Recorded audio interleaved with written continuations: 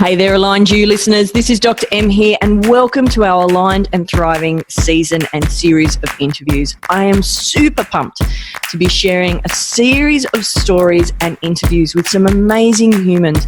People, some who I've admired from a distance for a long period of time, others who I know personally and call dear friends and feel very privileged to do so.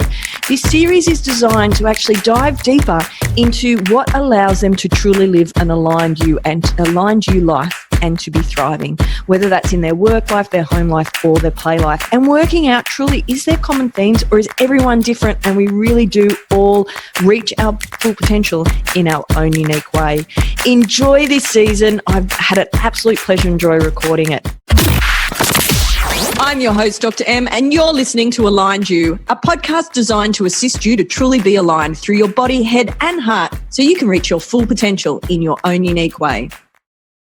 Hey there, Aligned You listeners, Dr. M here, and welcome to this week's episode. This week, I am very, very, very excited. That was a lot of verys, but it hopefully surmises how excited I am today to have the amazing Jacqueline Segura. Did I say that correctly? Excellent. The amazing Dr. Jacqueline, now I've got my teeth back in straight away, Jacqueline Segura, who is a chiropractor and the owner of Biogeometric Integration Seminars International.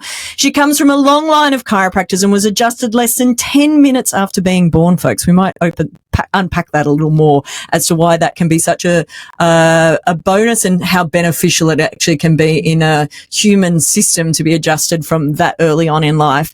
She grew up in a chiropractic family and she comes from a long line of chiropractors. Growing up in a chiropractic office meant she truly saw the interconnected family style community that can be created with people all striving towards experiencing their own optimal health. She always knew that she wanted to be a healer and spent her life studying various techniques for natural health, which culminated in her chiropractic career and graduating from Life University in Georgia. During her chiropractic career, she has extensively studied the concepts of biogeometric integration. Her aunt, Dr. Sue Brown, DC, developed the framework of biogeometric integration, and on her transition, Dr. Jacqueline was handed the custodianship for BGI International in 2017.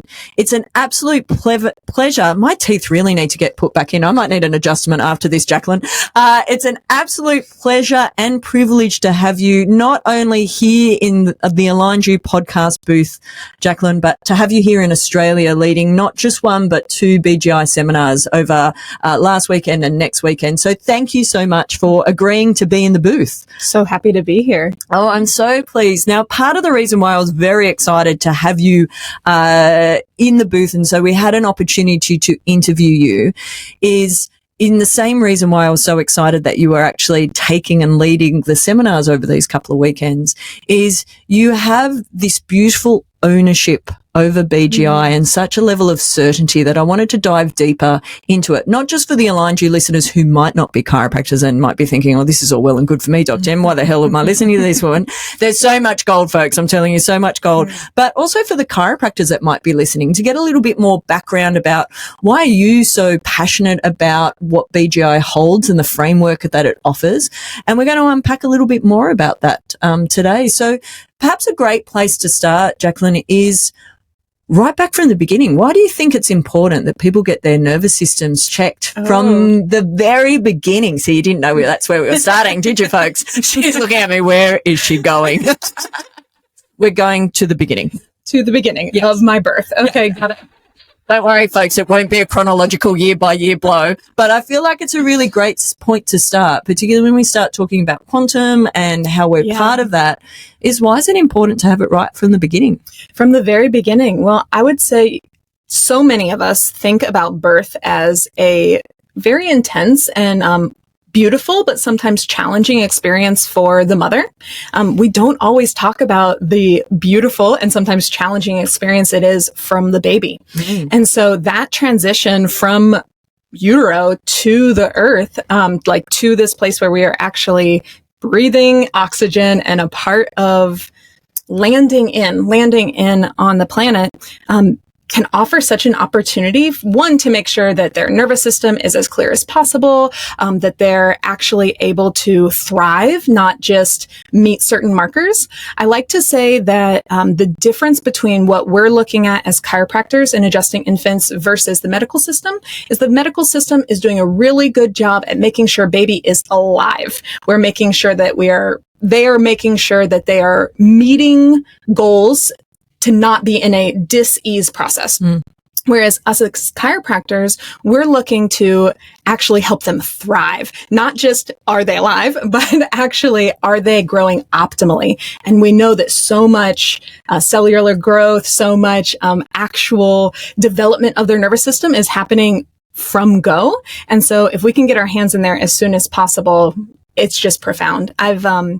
Before I was a chiropractor, while I was still in school, I was doing some work as a doula. And so I was able to be there for many births and actually getting to have the honor of adjusting a baby so young, so little is such a deep and profound sacred honor. And I'm really grateful for those experiences. Yeah, beautiful. Yeah. And I think, and I've certainly seen this in my practice life, and I'd love to hear a little more about your experience of what are some of the things you notice when you are getting your hands in early for a bub to be able to help them thrive and into toddlership and into those early formative years when so much of motor development is being developed and refined. What are some of the things that you notice most? Absolutely. I would say the number one thing that I notice is how their instinct to move, to integrate, their instinct to actually learn from the adjustment is so natural. It's us as adults who've turned off those kind of signals and cues.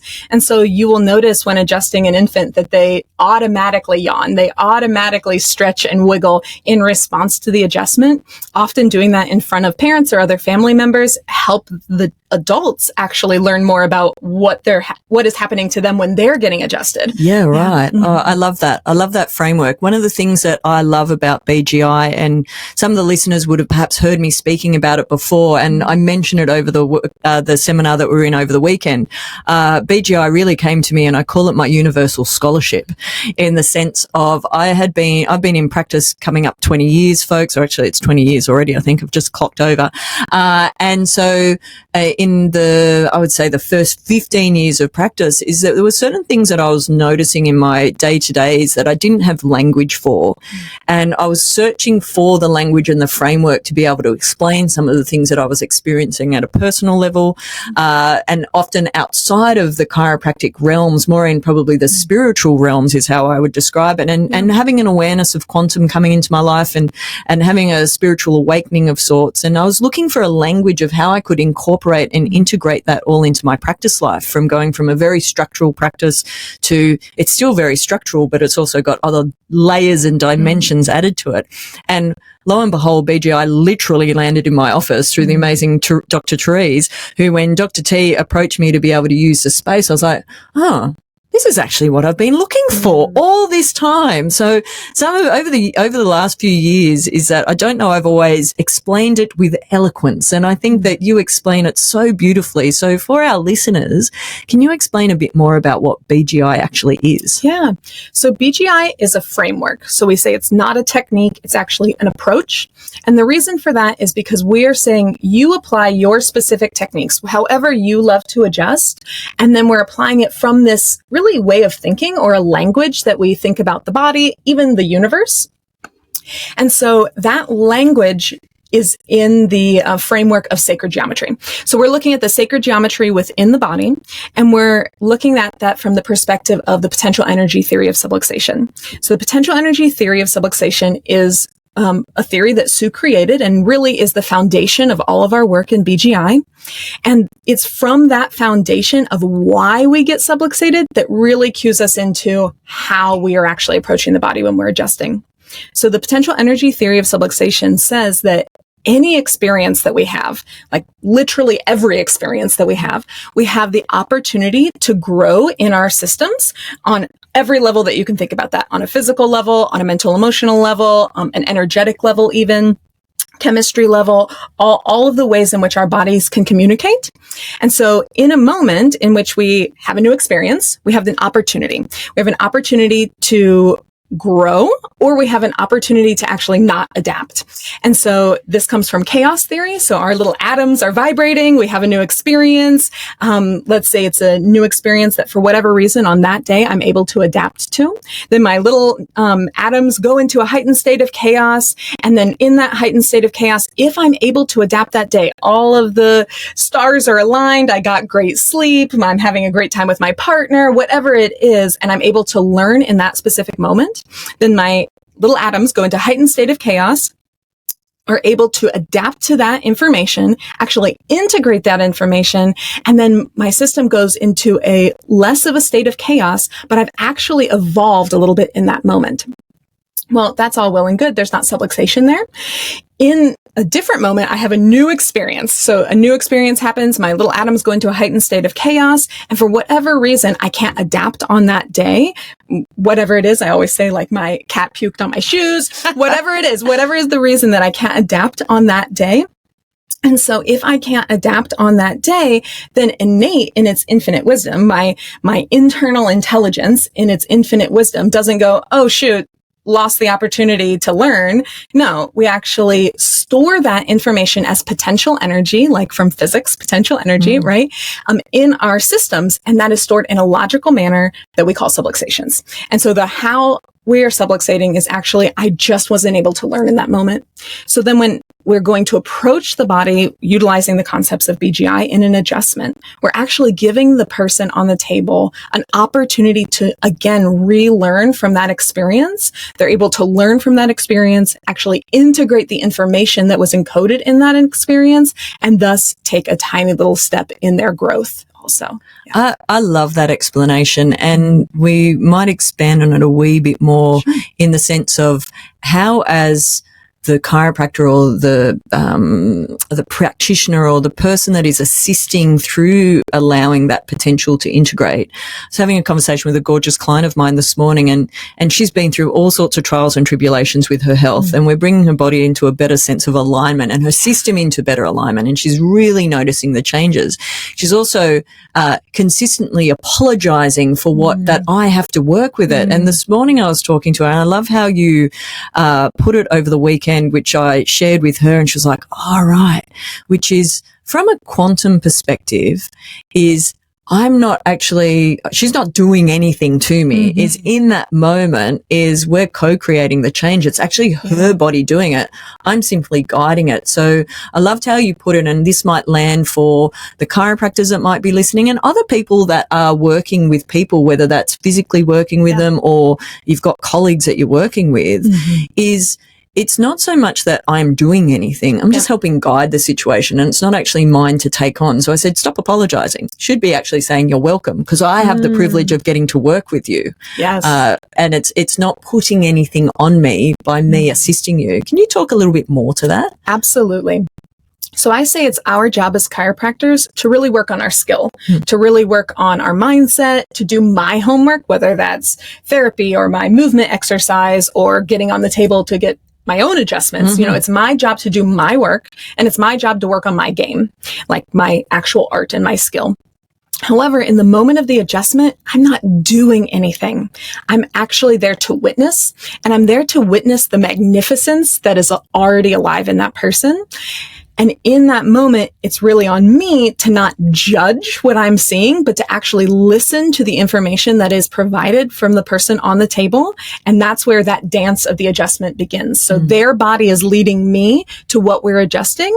You know, they're there for my time. They're there for my expertise, and they're there to know that I have them, like that I'm supporting them in that moment, so that whatever needs to unfold on the table is able to unfold on the table. Yeah, I really love that. And as I was saying to Jacqueline off air, is there were certain things that she framed over the weekend, and whilst I cerebrally knew them, is that I feel like over the weekend it landed into my body and my system of like, oh, wow, okay. And I think one of the beauties of our profession and why those of us that hang around for decades is because we are consistently learning and having that openness to what's the next layer and what's the next evolution of my learning and how can I take it to a new level. And so I said it earlier as we were jumping on air, I'm so grateful that I get to do what I do every day, but also also that I have this ability and the opportunity is the word I was looking for,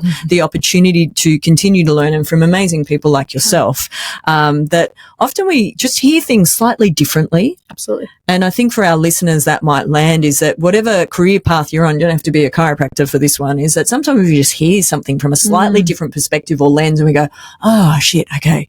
Everything that kind of didn't make sense, now all the pieces of the puzzle are actually coming together all at once.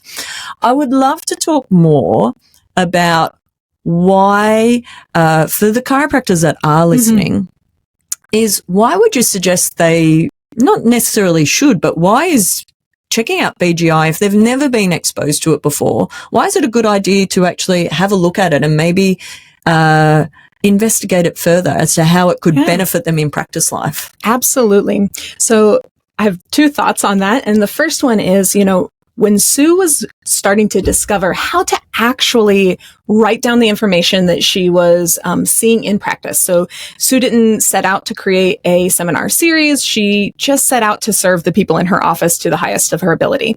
And through some meticulous note-taking, some meticulous observation, the patterns and actually the geometry that we now teach revealed itself. And so in that process, what inspired her and what genuinely inspires me is if we watch videos of the people we would call chiropractic masters, let's say like Gonstead or, BJ, any of the truly chiropractic masters that we could observe, if you can like go on YouTube and see videos of, let's say, Gonstead adjusting, you'll notice this special something that happens. Like obviously there's the material that he was teaching, beautiful, wonderful. But there's this special something that we can see across true chiropractic mastery. Often that looks like really being connected. It looks like some refinement in positioning at the moment of the adjustment. They'll be like, oh, I need to do this little wiggle before the actual thrust is applied. And Sue would observe that and go, why? How did they know how to do that? And what she noticed time and time again was that she wasn't hearing that be actually articulated, like why those refinements were happening. And so in her own personal pursuit of that path to chiropractic mastery, she wanted to create a system that actually supported people along that path. And so I would say for chiropractors who are already magnificent at what they do, first of all, BGI celebrates your magnificence. We say all chiropractic is sacred. And secondly, it's really about like, if you're already magnificent, what could be possible if we took you to another level? Yeah. Yeah. And I think that's when it comes to mastery of what we do in practice or with our hands or with our communication or our day-to-day interaction. Because let's face it, the adjustment starts with the interactions that we're having with clients, is that the true mastery, and you put it beautifully over the weekend, and I 100% agree, true masters never stop learning. Yes. There's always further mastery to aspire to and to potentially achieve as well. I'd love to dive into a little more about your thoughts and explanations of, more so for the people that might be listening that aren't chiropractors. Yes. So for those that might be my clients or clients of other chiropractors, is from your take, whether it's from a BGI lens or your own personal experience, Jacqueline, when a lot of people first come to see us because all they've heard is that chiropractic kind of works, maybe, but they're a bit scared because we're all a bunch of lunatics, this sort of mentality, but I've tried everything else. So, I'm giving it a shot but most of the general public, particularly in Australia, I'm not sure if it's the same way you're living in the States, but, we're good for back pain and neck pain, maybe some headaches. Yeah. You might sort out of a knee or two, and it's very a reductionistic model and a pain-based model that most people in Australia anyway have been brought up in. Absolutely. The majority of people. And then there's that element of how do we help?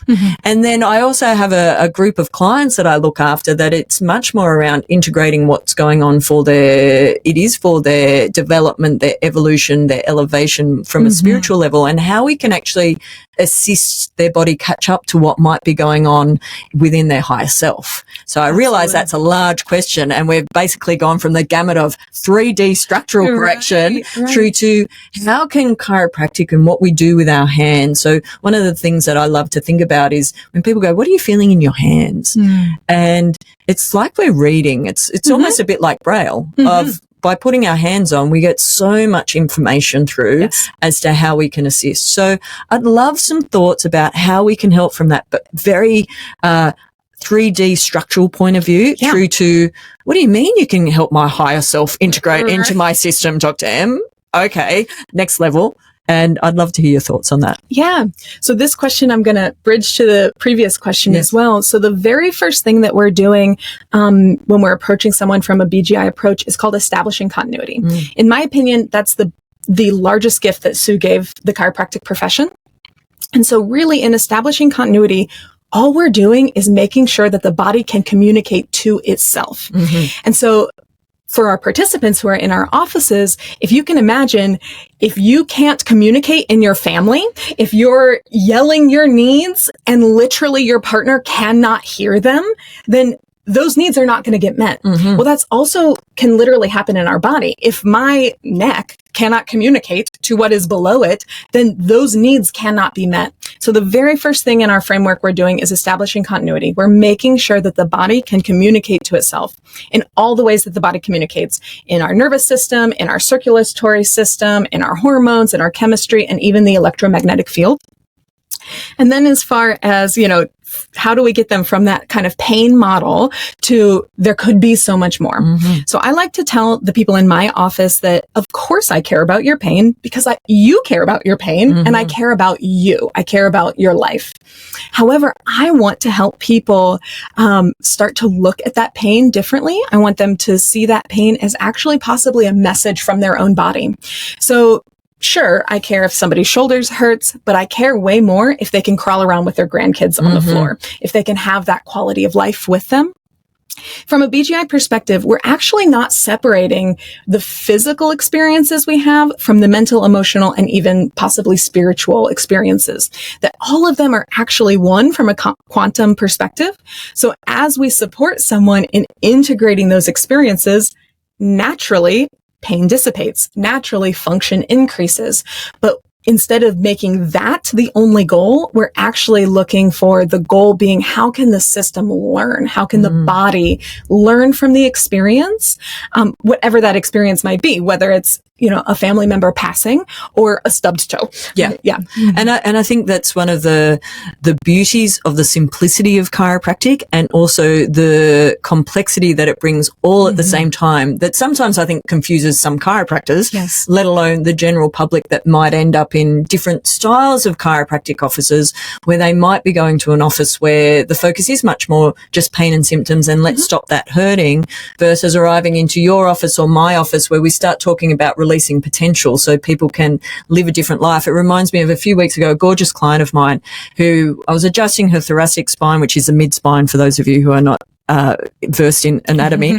And so in the middle of her back, between her shoulder blades, about where your bra strap sits, there was a cavitation through the adjustment. She goes, geez, that must be satisfying for you when you do it. I went, no, really. No. Like, if that's what floats my boat 20 years in, that's a concern. Yeah. But it's more so, and it actually started a really interesting conversation, because I said, no, what really floats my boat about that is the ripple effect of that, and that you get to go about your day more easily. I love what you said about if you can crawl around with your grandkids, is it's the ripple effect of you having a conversation with more ease with your partner, or you feeling now that you've got the strength in your body that you could go for a promotion that you've been wanting to go to for ages, or getting back to doing the stuff that you love. That's what floats my boat. And I talked for about 15 minutes about all the different ripple effects that can actually be created. That's really where the special, and I can feel myself lighting up as I talk about it. That's what gets me up in the morning. Absolutely. Otherwise, if it was just about, sometimes I always find it funny. It reminds me of a time many years ago in my practice down the South Coast. I had this gentleman walk into my office, and the first thing he did, he literally threw his wallet down on the desk. Oh, wow. And I was like, oh, this is interesting. Okay, what's happening? And he said, oh, I've heard about you chiropractors. You just want my money. And I was like, Yeah, well, that's not actually the case, because if I actually just wanted to make money, I would be much better served go doing something else. Absolutely. I go be a banker and work in finance, because it's often been said I could sell anything, but it's where for me, it's actually not about that. It's about the vocation of what it is that we do. And I want to ask you a question about your vocation, because there's part of Jacqueline's bigger bio, folks, is all the different things she has studied before she went ahead and studied chiropractic. So I'd love to know, why didn't you just go straight into chiropractic? And were you just rebelling, is my first question, from your chiropractic family, who Jacqueline comes from a big family who were all chiropractors. Right. So was that your rebellious streak? And also why you didn't just go straight into chiropractic, and what were some of your biggest takeaways were from the other modalities that you learned pre-becoming a chiropractor? Yeah. I mean, you're probably always a chiropractor, but before you got the ticket. Absolutely. Before you got the degree. Yeah. So there are pictures of me as a 6-year-old and Halloween pretending to be a fairy princess, but I wasn't just a fairy princess. I was a fairy princess chiropractor. So from go, that was how I saw myself and what I saw for my career. And as I entered into adulthood, I started to really question, is this what I want, or is this what is just so immersed in my family that I wanted to make sure that it was truly my calling. And so my first stop on the natural wellness train there is to go to yoga school. And honestly, I went to yoga school to be a yoga instructor to save my life. I was at a time in which I was genuinely having a hard time processing some major events, I would say, some major events in my early adulthood. And I really saw that I could spiral down, or I could dive into yoga. And so to me, yoga genuinely saved my life and really changed my relationship to my body. And so from there, I knew that I wanted to be the chiropractor, but I thought, oh, I love to talk to people. I love to move. Do I want to touch people for a living? Is that actually how I want to make my money, by touching people for a living? And so from there, I landed in massage school. At this time, I'm also doing energy work professionally. I've studied many different energetic and shamanic practices to form that. And so I was doing that professionally and teaching yoga professionally. But really, I went to massage school to make sure I wanted to touch people for a living. Plan. Yeah. Because it's important. It is. And it provided a great way for me to support myself while in chiropractic school. You know, massage was always really the plan to make some money through chiropractic school and to really get a lot of experience in my hands. And so now I say, from massage, I've learned the language of muscles. And so the language of muscles, from a BGI perspective, we're not just looking at the bones and the nervous system, although we're totally looking at those things. We're also looking at the fascia, the ligamentous, the soft connective tissue, and also the muscular systems. And so having that foundation in the muscular system really served me in my palpation skills and in my approach to the body. From yoga, I really got to see the emotional relationship we have with our bodies. I would say, especially with like forward folds, in which, you know, my face would literally be on my legs, and that connection to my body of loving my body, trusting my body, even forgiving my body from things that I thought it had done incorrectly or wrong. And so all of that coming forward, even the energetic and shamanic approaches coming forward, to me, they're all constantly informing how I adjust someone and how I approach the person on the table. Yeah, I love that. And I love the what you said about making sure it was your vocation, and it wasn't just because the whole family was chiropractors, and it's the expectation and living up to that and developing those skill sets that would perhaps have been developed anyway. But it just is that there's no need to rush into things. And I see that with a lot of clients where, and over my years of both in practice, hands-on, and also the coaching work that I do and the speaking work that I do, is people just want to be somewhere faster. And I can see that would have been a temptation given the family you grew up in. It's quite common, folks, our listeners who might be going, what's this chiropractic family business? It's quite common that once there's a chiropractor in the family, there ends up being many chiropractors in the family, because it becomes a way of life in many ways. When the vitalistic approach starts getting taken in one aspect of your life, it just makes sense that it actually flows through into other areas. And I also love that you tested out whether you liked touching people. I had somebody else talking to me not that long ago. We're like, oh, I think I want to do XYZ. And I said, do you like touching people? And they're like, no, I don't like touching them. I don't particularly like being around them. It's like, well, this perhaps is not a career path for you. And in the same way, many, many moons ago now is when I was it was around the 10-year mark when I'd been in practice and I wasn't quite sure if I wanted to be hands-on anymore. I had actually an ex who was a chiropractor that we used to run a practice together. When we broke up, I think I had a lot of anger directed at chiropractic or the practice of versus where it should have been named, which was probably at myself and at her at the time and working through those emotions. But it was just easier to put it onto chiropractic. I'm like, do I even want to do this anymore? So I actually started doing some coaching courses and then I tested that out as to whether that's what I wanted to do full time. And then I realized, no, I actually really love the hands-on because as much as I love people, is I also don't always like talking to them.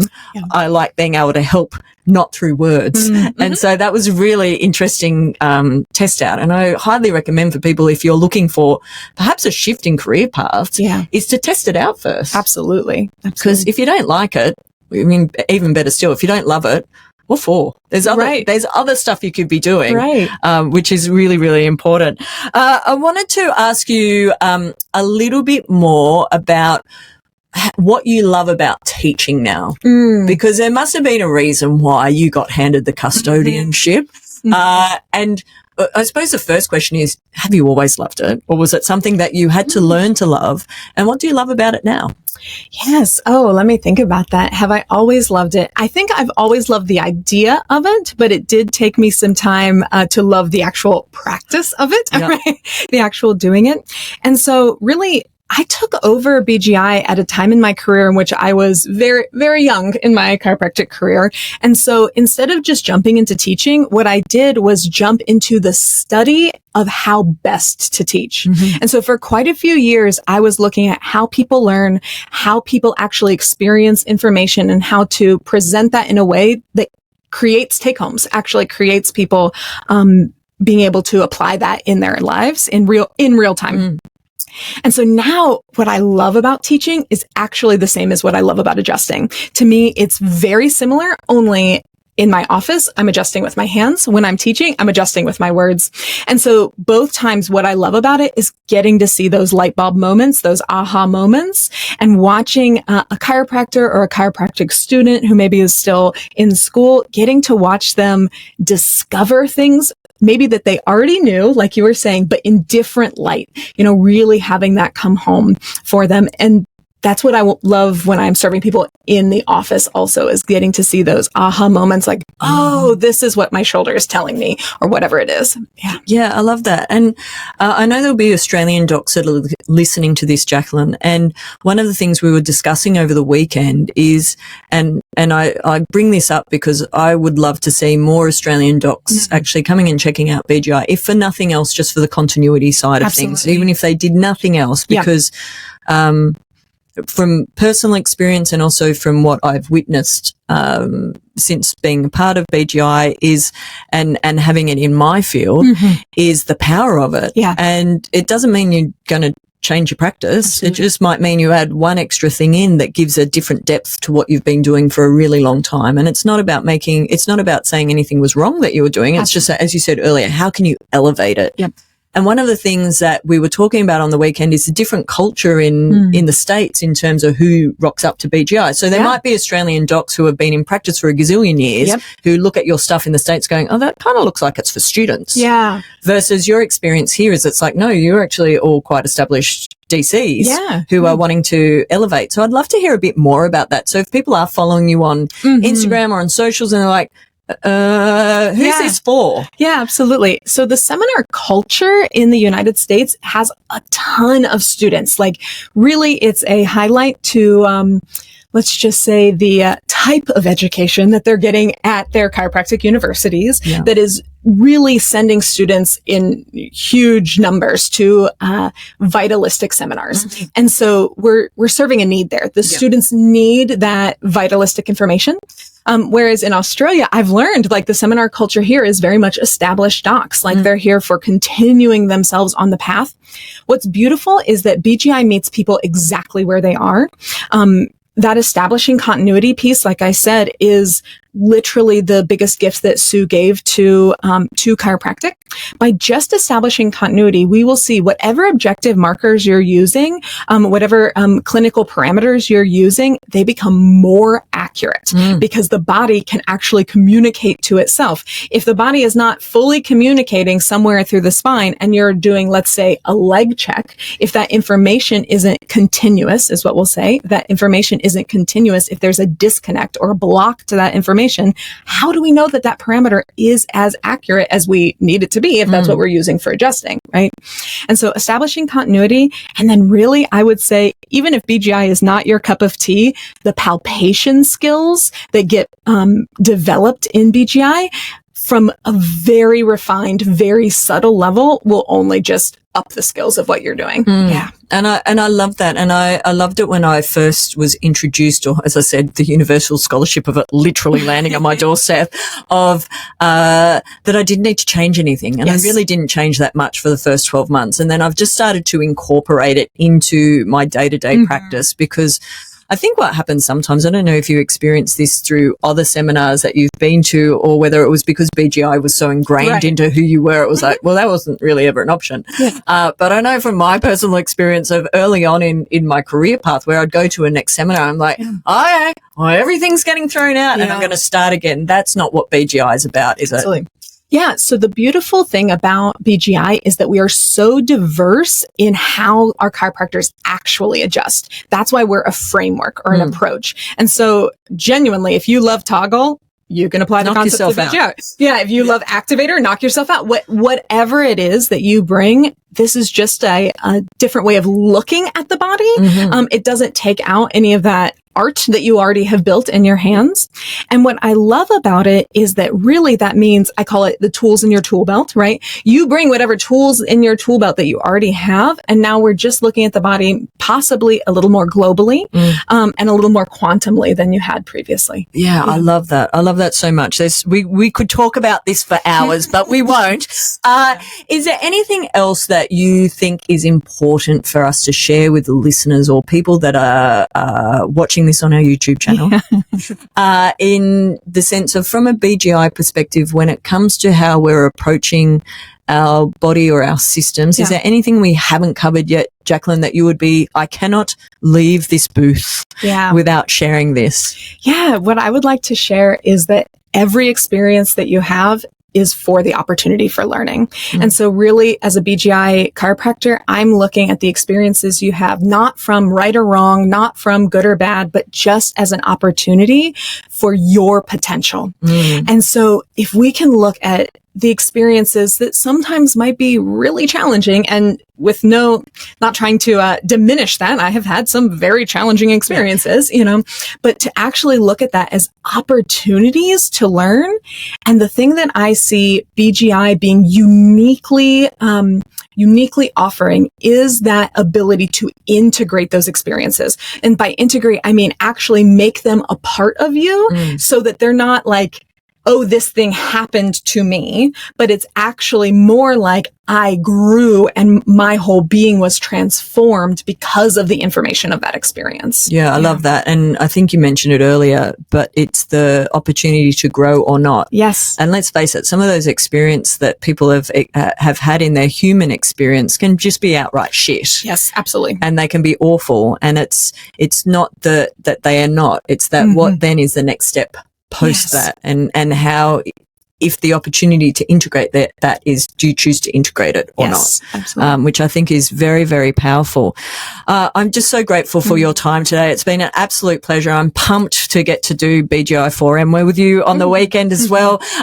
This may not get released straight away, so people are like, what do you mean you're here? So keep your eye out, folks. All the links for BGI HQ and also BGI Australia will be in the show notes. So if you're interested in knowing more about it, you're welcome to shoot me a message. If you can't find it for some reason, I'll point you in the right direction. Before we go today, Jacqueline, I mentioned to you off air, I did give her a chance to prep folks, but I did mention to her we will be finishing off with your top 5. Okay. So she's very excited to be sharing. So as the listeners know, is that when it's usually my weekly drop and it's just me, or only me, not just me. I don't think there's anything just about me, is that I always finish off with my top 5. So what is on high rotation at the moment? What are you listening to? Yeah, I love Deodova. There's two of them actually. It's a couple that create music, and they travel around and actually are listening to the vibrations of the planet to make the songs. And so if you have an opportunity to listen to Deodova, it's a little electronica. So if that's not your cup of tea, but I'm into it. You just totally stepped me up, Jacqueline, from my usual. This week it was Dua Lipa. Got it. So you totally stepped it up, and we have now elevated to a new level of music, folks. I love that. I'm definitely going to look that up. What are you reading or watching at the moment? Yeah, right now I am reading No Bad Parts, and that's Richard Swartz. And so that's about the mental health approach called internal family systems.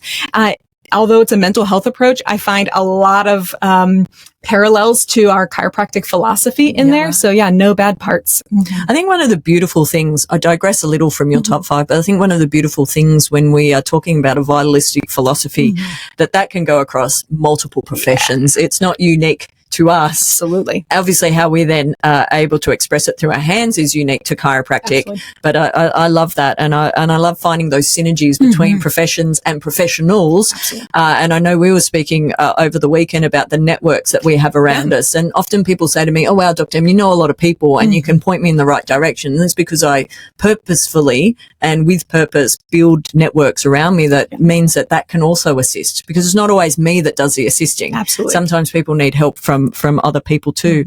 What do you do to de-stress and align? What's your favorite thing to do? Yeah, so I already mentioned yoga, and so that's definitely part of it, but I actually have been doing a lot of drumming recently. Ooh. And so love starting my day with some drumming and just being in the rhythms of nature and in the rhythms of myself. Oh, I like that a lot.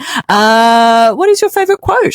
So the quote I love to share is actually from Sue Brown, my aunt and the creator of BGI. And so this quote is, "The art of chiropractic is much more than an application of a technique or an introduction of a force.